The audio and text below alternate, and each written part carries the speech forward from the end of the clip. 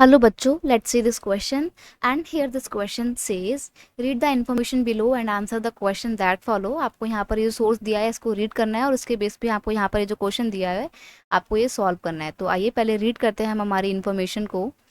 Rinja lived with her family in a small village at the outskirt of Dipu in Assam. Assam में एक छोटा सा गांव है, दीपू के आउटस्कर्ट में पड़ता है। वहाँ पर रिंजा नाम की लड़की अपने छोटे से गांव में अपनी फैमिली के साथ में रहती है।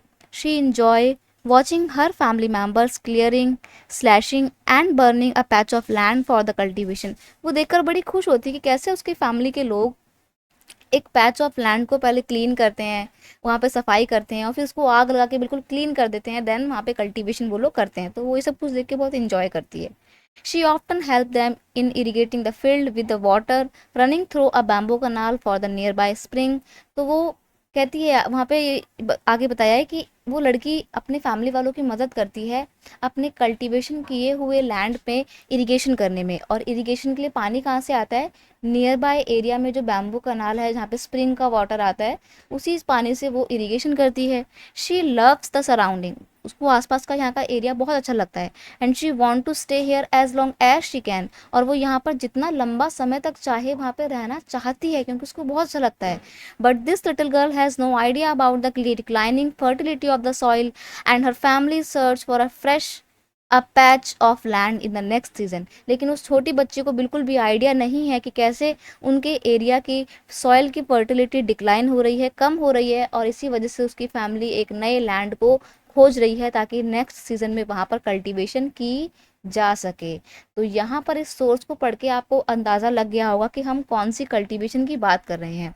हम यहाँ पर बात कर रहे हैं शिफ्टिंग कल्टीवेशन की या फिर स्लैश एंड बर्न एग्रीकल्चर की। स्लैश एंड बर्न एग्रीकल्चर में क्या होता है कि फार्मर के पास में एक लैंड होता है, एक जंगल का वो टुकड़ा साफ करते हैं, उसको बिल्कुल क्लीन करते हैं, वहाँ के जितने भी पेड़ होते हैं उनको काट के आग लगा के उसको क्लीन करके वहाँ पर राखों में ही, उस ऐश में ही हम अपनी कल्टीवेशन करते हैं। और फिर यहाँ पर 1-2 साल कल्टीवेशन करने के बाद जब यहाँ की मिट्टी की फर्टिलिटी लूज हो जाती है तो वो लोग दूसरी जगह पे मूव कर जाते हैं और वहाँ पर वही सेम प्रोसेस फॉलो करते हैं, जंगलों को काटते हैं, आग लगाते हैं, उसी राख पे बीजों को बोते हैं और खेती करते हैं। 1-2 साल यहाँ पर खेती करने के बाद जब यहाँ की मिट्टी की फर्टिलिटी भी लूज हो जाती है तो वो लोग अगेन किसी तीसरी जगह में शिफ्ट कर जाते हैं। वो लोग शिफ्ट इसलिए कर जाते हैं, वो लोग अपना लैंड इसलिए छोड़ देते हैं क्योंकि उनकी जो सॉइल है उसकी फर्टिलिटी लूज हो जाती है और वो लोग किसी भी तरीके के आर्टिफिशियल मैन्योर्स का या फर्टिलाइजर का इस्तेमाल नहीं करते हैं। वो लोग नेचुरली ही उस मिट्टी की फर्टिलिटी को ऑब्टेन करने में मदद करते हैं, यानी कि वो चाहते हैं कि वो लैंड अपने यहाँ पे नेचुरली वो मिट्टी अपनी फर्टिलिटी ऑब्टेन कर ले, दोबारा से खुद ही रीप्लेनिश हो जाए। राइट, तो यहाँ पर हमने जो प्रोसेस पढ़ा ये था शिफ्टिंग कल्टीवेशन का या फिर स्लैश एंड बर्न एग्रीकल्चर का, जिसके बहुत सारे लोकल नेम हैं। क्वेश्चन देखते हैं हमारे से क्या पूछा है।